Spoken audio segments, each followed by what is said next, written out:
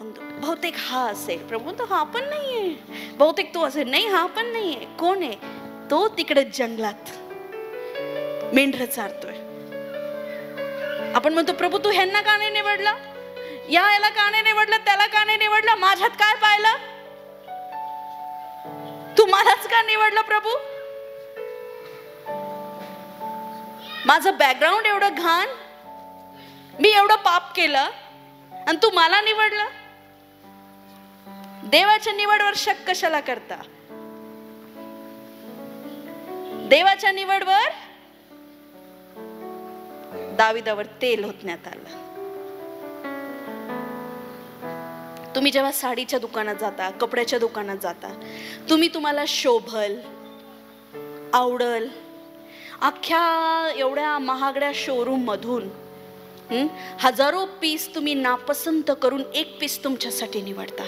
तर विचार करा, स्वर्गाच्या देवाने तुमची निवड केली, तुमची निवड केली कारण तुम्ही त्याच्या पसंतीस उतरले. हालेलुया. तुम्ही त्याच्या पसंतीस उतरले. आता तुमचं काम काय? त्याचा पोशाख बनवून त्याच्या बरोबर जायचं. तो तुमचा पोशाख आहे, मान्य आहे. तुम्ही आणि तो आता एक आहात. देव आणि तुम्ही आता एक आहात. अभिषेक दाविदावर आला आणि तो राजा म्हणून नियुक्त करण्यात आला. अभिषेक आपल्या जीवनावर असणं खूप गरजेचं आहे. हालेलुया.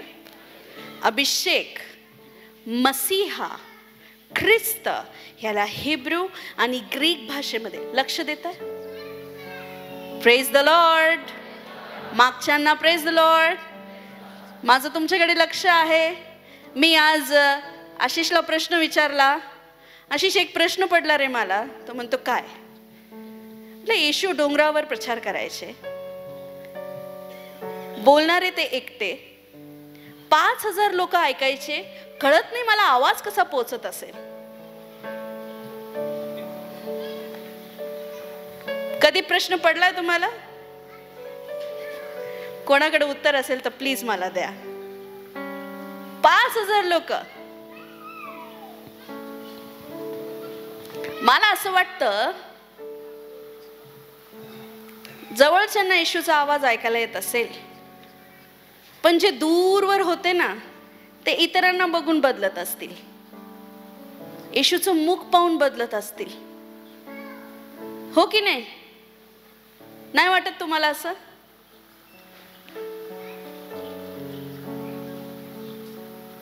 खूप शांत बसले म्हणून म्हटलं उत्तर माहिती असेल तर मला सांगा. म्हणून मागच्यांनो 5000 लोक एवढे शांत रीतीने ऐकायचे, तुम्ही पण ऐका. हालेलुया. कुठं होतो आपण?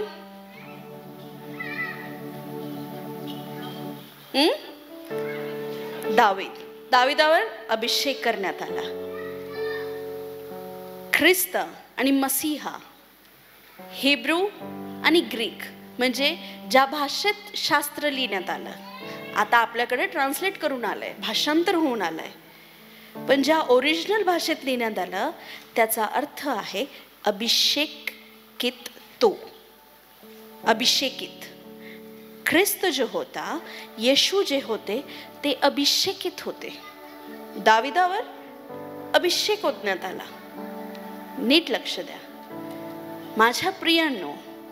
जेव्हा तुमच्यावर अभिषेक येतो म्हणजे जेव्हा तुम्ही येशूला ग्रहण करता, तेव्हा तुम्ही साधारण नाही तर तुम्ही अभिषेकित होता. आमेन. कशासाठी? स्वर्गीय राज्याचे राज्य अधिकारी होण्यासाठी. तर तुम्ही कोण आहात? राजकीय वंशज. तुम्ही म्हणशाल आमच्यावर दाविदासारखा थोडी अभिषेक करण्यात आला. दावीद तर फक्त इस्रायलाचा राजा होता. तुम्ही स्वर्गाचे राजकन्या, राजपुत्र आहात, याजकीय वंशज आहात. कारण तुमच्यामध्ये कोण आहे? त्याचा अर्थ काय आहे? अभिषेक. तो टिकून ठेवणं आता आपलं काम आहे. हो की नाही? शेवटच्या काळी पाप एवढं धुमाकूळ घालेल की अनेकांची प्रीती थंडावेल, पण जो शेवटपर्यंत टिकाव धरेल, जो शेवटपर्यंत टिकून राहील, त्याचं तारण होईल. म्हणजे अजूनही आपलं युद्ध चालूच आहे. पौलुस म्हटला, जो स्थिर उभा आहे त्यांनी काय करा, लक्ष द्या की तो पडून जाऊ नये. मला तुम्हाला हे सांगायचं आहे, आपलं नातं देवाबरोबर एवढं मजबूत करा की जगात आजूबाजूला काय होतंय ह्याचा तुम्हाला फरक नाही पडला पाहिजे. आपलं नातं देवाबरोबर एवढं दृढ करा माझ्या प्रियांनो, की तुम्हाला आजूबाजूचा फरक पडला नाही पाहिजे. याचं उत्तम उदाहरण आहे हानोक, हो की नाही? हानोक हा कोण होता? वाचूया चला. परमेश्वराची स्तुती असो.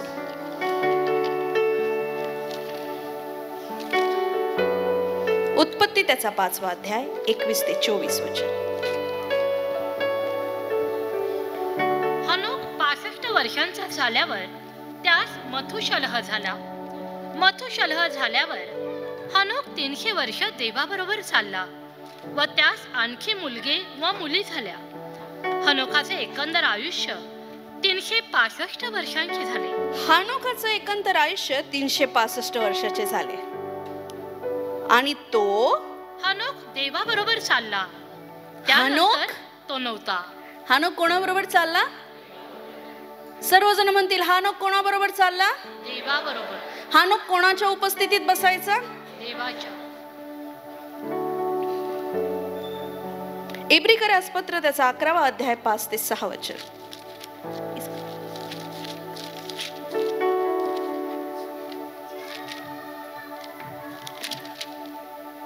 हानोकाला मरणाचा अनुभव येऊ नये. हानोकाला मरणाचा अनुभव येऊ नये म्हणून त्याला विश्वासाने लोकांतरी नेण्यात आले. आणि तो सापडला नाही, कारण त्याला देवाने लोकांतरी नेले. लोकांतर होण्यापूर्वी त्याच्याविषयी साक्ष देण्यात आले की त्याच्याविषयी साक्ष देण्यात आले की तो देवाला संतोषवीत असे. आमेन.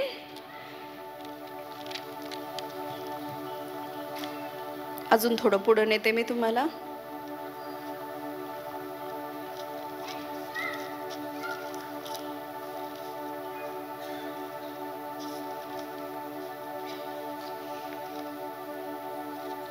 आपण असं वाचलं की हानोकाचा पुत्र मथुशेहल जन्माला आला त्यावेळी हानोक 65 वर्षाचा होता. पुढे तो आणखीन 300 वर्ष जगला व देवाच्याच सहवासात राहिला. या काळात त्याला आणखीन पुत्र व कन्या झाले. तो 365 वर्षाचा झाला असता देवाच्या सहवासात राहत असताना नाहीसा झाला, कारण देवाने त्याला नेले. आता वचन 6 वाचा बरं. अध्याय 6 त्याचं 1. नंतर भूतलावर मनुष्यांची वाढ होऊ लागली. आता तुमच्या ज्या नंतर लिहिलंय, पण इथं असं लिहिलेलं आहे, पृथ्वीवर मनुष्याची खूप दुष्टाई वाढली. काय वाढली? खूप वाढली, खूपच वाढली. म्हणजे हानोकाच्या काळात होतीच. सगळ्यांचं लक्ष आहे, हानोक हा एक परमेश्वराचा जण आहे प्रियांनो.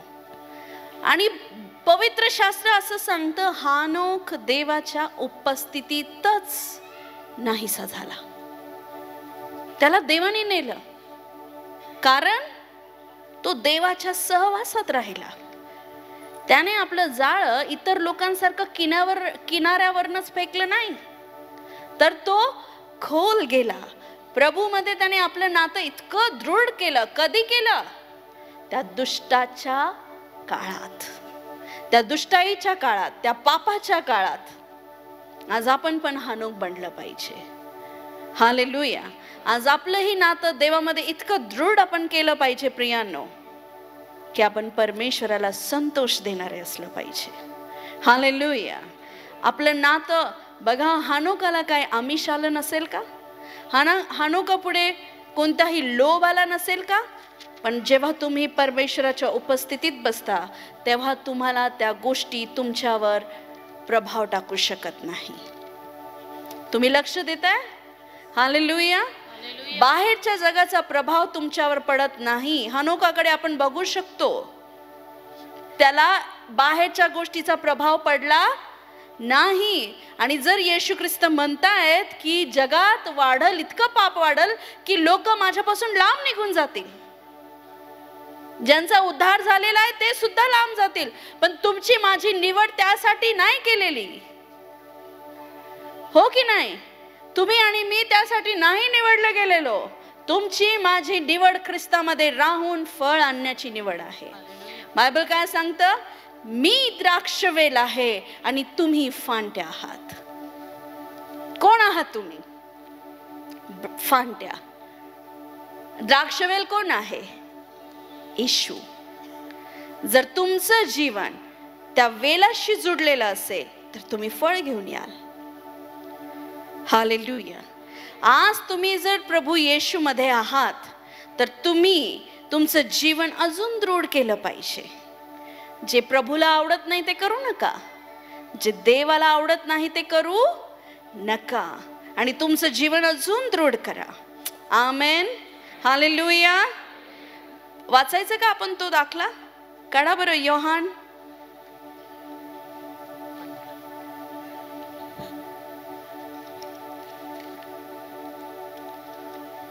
मला किती वेळेत सांगा जेणेकरून लंचला जाता येईल. 2 वाजेपर्यंत.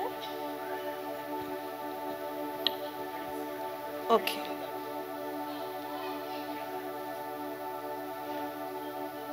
मीच खरा द्राक्ष वेल आहे आणि अध्याय माझा सांगा. बाप माळी आहे. 15 योहान 15. वाचा. मीच खरा द्राक्ष वेल आहे आणि माझा बाप माळी आहे.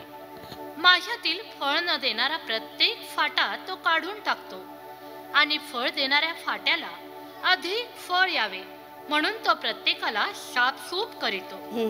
जे वचन मी तुम्हाला सांगितले त्यामुळे तुम्ही आता शुद्ध झालाच आहात. आमेन.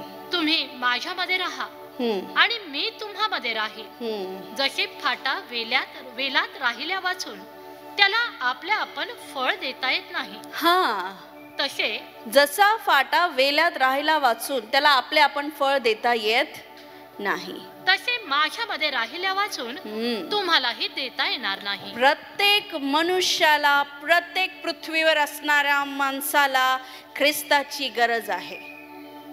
कोणीच त्याच्यापासून पळू शकत नाही, कोणीच त्याला नाकारू शकत नाही, कारण शास्त्र असं सांगतंय की फाटा वेलीपासून वेगळा राहून काहीच करू शकत नाही. तुम्ही ख्रिस्तापासून वेगळे होऊन काहीच करू शकत नाही. जात आणि धर्म नाही तर धार्मिकता शिकवायला येशू आले आणि येशूंनी जीवन कसं जगायचं याचा एक उत्तम नमुना स्वतःच्या जीवनावरनं संपूर्ण सृष्टीला दिला. हो की नाही प्रियांनो? हालेलुया. आणि तुमचं आणि माझं कर्तव्य काय? जर तुम्ही फाटे आहात तर तुमचं आणि माझं कर्तव्य आहे की वेलाशी जुडून राहणं. वेल आणि फाटा वेगळा नाही. आहे का? वेल आणि फाटा वेगळा आहे का? बोला ना. आवाज थोडा येऊ द्या मला पण, कारण माझ्याकडे लाईट आहे, मी तुम्हाला दिसते, तुम्ही मला खूप कमी दिसताय, म्हणून आवाजाने तरी मी ओळखल की तुम्ही आहे. हालेलुया. तुम्ही कोण आहेत? तुम्ही फाटे आहात. ख्रिस्त वेल आहे. ज्या दिवशी तुम्हाला हे कळेल की मी येशूला सोडून काहीच करू शकत नाही. करू शकतो का? मी तुम्हाला सांगते नाही. हालेलुया. जे करत आहेत उनकी बात अलग है. कशी अलग है? त्यांना दिसणारे फळ ते मुळात फळ नाही. आहे का? तुम्ही पैशाने, घराने, गाड्यांनी देवाला तोलू नका. हे आशीर्वाद गरजेचे आहेत पण येशूपेक्षा जास्त नाही. पवित्र शास्त्रात असं लिहिलंय की ज्यांनी खूप ह्या पृथ्वीवर कमवलं ते रडतील. का बरं रडतील? त्यांनी ख्रिस्ताला सोडून ते कमवलं. पण जे प्रभूवर विश्वास ठेवतील ते या पृथ्वीचेही अधिकारी होतील आणि स्वर्गातलेही वारीस होतील. मग एकाच ठिकाणी राहायचंय का दोन्ही ठिकाणी राहायचंय? दोन्ही. स्वर्गाचे पण वारीस होऊ शकतात आणि पृथ्वीचे पण अधिकारी होऊ शकतात. हालेलुया. पण ज्यांच्याकडे आज खूप काही आहे आणि येशू नाही, ते पृथ्वीवर तर अधिकारी असू शकतील पण स्वर्गाचे वारीस नसतील. हे लक्षात ठेवा. बहकून जाऊ नका ओ. प्रीती थंड होऊ देऊ नका. बापरे, हे मी गेलो वर्ष झालो मी प्रार्थना करतोय, देवा मला घर दे, माझं लोन पास होऊ दे, घर दे, माझं लोन पास होऊ दे. आणि हा देव बिव काय नाही करत आणि घरावर घर घेतोय. हेच कारण आहे मागं जाण्याचं. आहेच. खूप लोकांना पाहिलंय आम्ही. हालेलुया. माझं वय तेवढं मिनिस्ट्रीचा एक्सपिरियन्स. माझे आई वडील टिकून राहिले. काही लोक इतरांचे आशीर्वाद पाहून जिवंत देवाला सोडून निघून गेले. आज ते तिथंच आहे. आणि ज्यांनी आशीर्वादावर प्रेम न करता येशूवर प्रेम केलं, आज त्यांच्या जवळ येशू पण आहे, पिता पण आहे, पुत्र आहे, पवित्र आत्मा, सगळे आशीर्वाद पण आहे. हे खरं आहे. याला कोणी थांबवू शकत नाही. हालेलुया. टिकून राहा, तेव्हाच तर तारण होईल. आपल्याला काय पाहिजे? बटन दाबलं की मटण शिजलं पाहिजे. नाही होतो. जर खरंच मटणाची चव घ्यायची असेल तर 2 तास थांबावं लागल. नाही तर मग मॅगी खा. 2 मिनिट में तयार. पण पोट नाही भरत त्यांनी. शैतान आज 2 मिनिटांमध्ये लोकांना मॅग्या खाऊ घालतोय. परिणाम चांगले नाहीये त्याचे. शैतानाचे परिणाम, त्यांनी लत लावलीये मॅगीची. आत्मिक घ्या सगळं. मी जरी बोलते आत्मिक घ्या. आपल्याला कसं पाहिजे? लगेच उत्तर पाहिजे, लगेच प्रार्थनेचं उत्तर, लगेच आसर झाला पाहिजे. प्रार्थनेला सुरुवात केली नाही की अंगभर काटे आले पाहिजे. नाही, गरज नाहीये त्याची. तुम्ही माझ्यात, माझी वचनं तुम्हात. तुम्ही जर फांट्या तर मी तुमचा द्राक्षवर. फांटीला विचार करायची गरज नाही, मला फळं कधी लागतील, मला फळं कधी लागतील, मला फळं कधी लागतील. मुळात ते द्राक्षवेलाचं काम आहे, ते त्यालाच करू द्या. हालेलुया. जे ख्रिस्ताचं काम आहे ते ख्रिस्ताला करू द्या. तुमचं काम आहे त्याच्याशी जुडून राहणं. हालेलुया. तुमचं काम आहे प्रभूशी जुडून राहणं, त्याच्या आत्म्याशी जुडून राहणं. प्रत्येक वेळेस धन्यवाद देणं, सुवेळी अवेळी प्रभूसाठी तयार राहणं, प्रत्येक परिस्थितीत देवाला धन्यवाद देणं. आजारी असताना पण धन्यवाद द्यायला शिका आणि निरोगी असताना पण देवाला धन्यवाद द्यायला शिका. हालेलुया. काही असो किंवा नसो, देवाला धन्यवाद द्यायला शिका. हालेलुया. येशूने काय केलं माझ्या प्रियांनो? 5 भाकरी 2 मासे घेतले. कुरकुर नाही केली.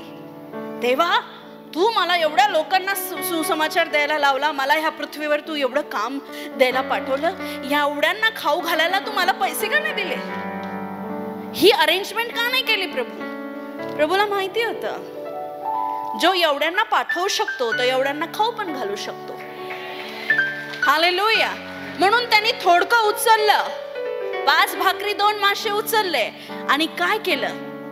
आभार मानले. काय केलं? धन्यवादामध्ये किती सामर्थ्य आहे बघा. आज जे आहे त्याच्यात धन्यवादित व्हा. जे आहे त्याच्यात प्रभूला धन्यवाद द्या.